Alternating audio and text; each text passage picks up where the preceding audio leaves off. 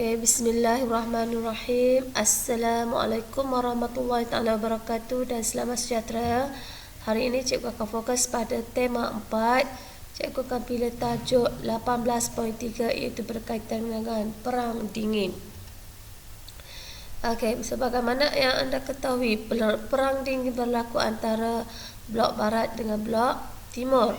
Okey, fokus soalan cikgu berkaitan dengan perkembangan Perang Dunia di benua Asia pada abad ke-20 Masihi.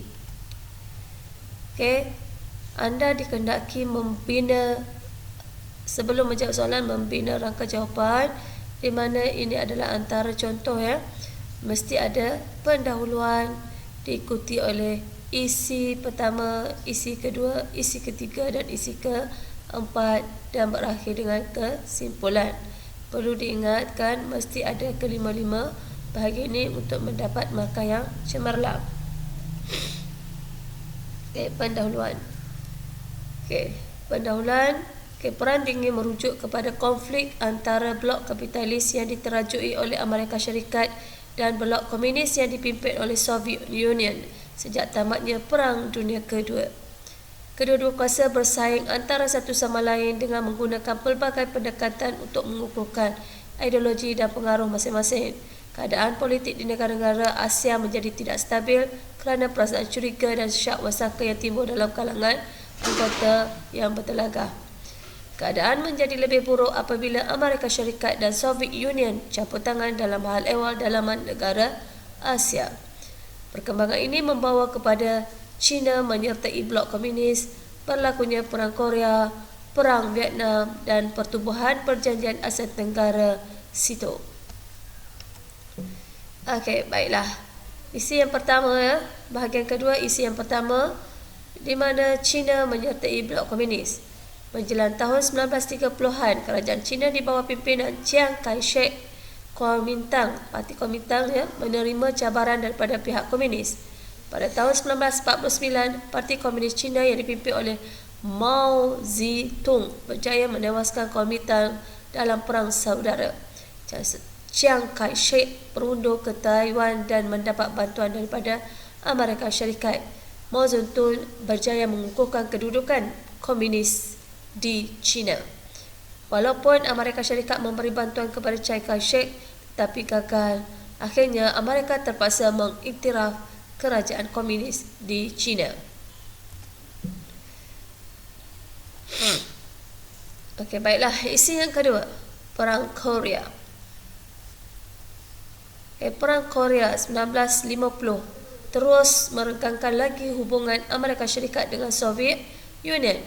Selepas Perang Dunia Kedua, tentera Amerika Syarikat menduduki Korea Selatan dan Soviet Union menduduki Korea Utara. 1948, Republik Demokrat Rakyat Korea ditubuhkan oleh Korea Utara, manakala Korea Selatan kerajaan berasingan di bawah Presiden Dr.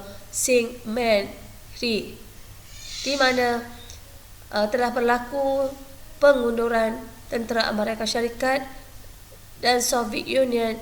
Hubungan Korea Utara terus renggang kerana kedua-duanya telah dibekalkan oleh kuasa besar senjata.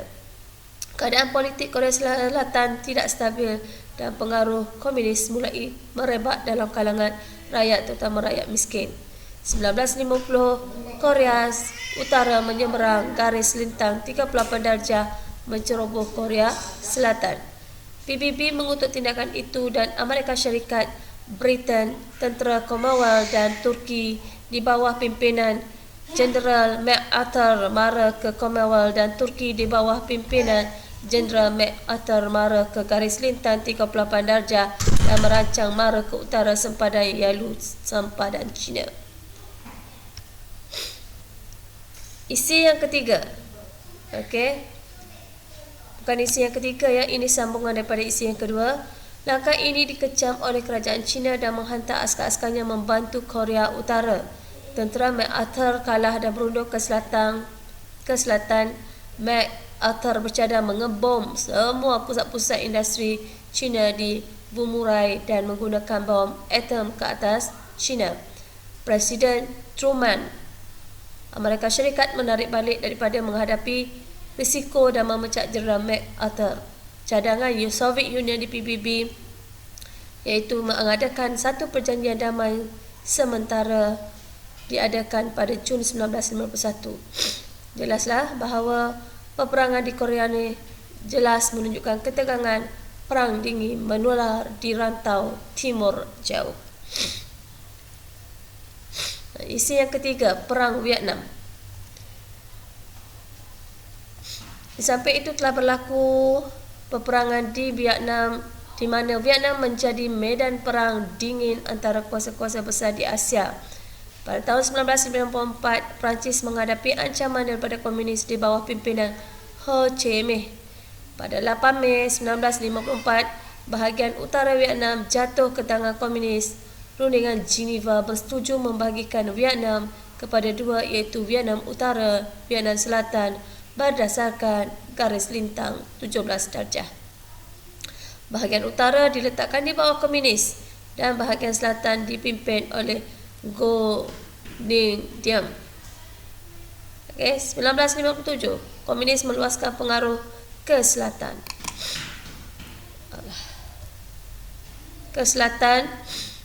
Perkembangan ini menyebabkan Amerika Syarikat memberi bantuan kepada Vietnam Selatan dan melancarkan bom di Vietnam Utara mulai 1965. Pada tahun 1967, Amerika Syarikat menempatkan 400,000 orang tentera di selatan membantu menentang komunis, namun gagal. Manakala Soviet Union dan China membantu Vietnam Utara, perkembangan ini menunjukkan Vietnam juga menjadi medan perang dingin. Yang terakhir, isi yang keempat iaitu pertubuhan Perjanjian Asia Tenggara SEATO. Pada tahun 1994, Pakatan Tentera Anti-Komunis dikenali sebagai Pertubuhan Perjanjian Asia Tenggara SEATO ditubuhkan.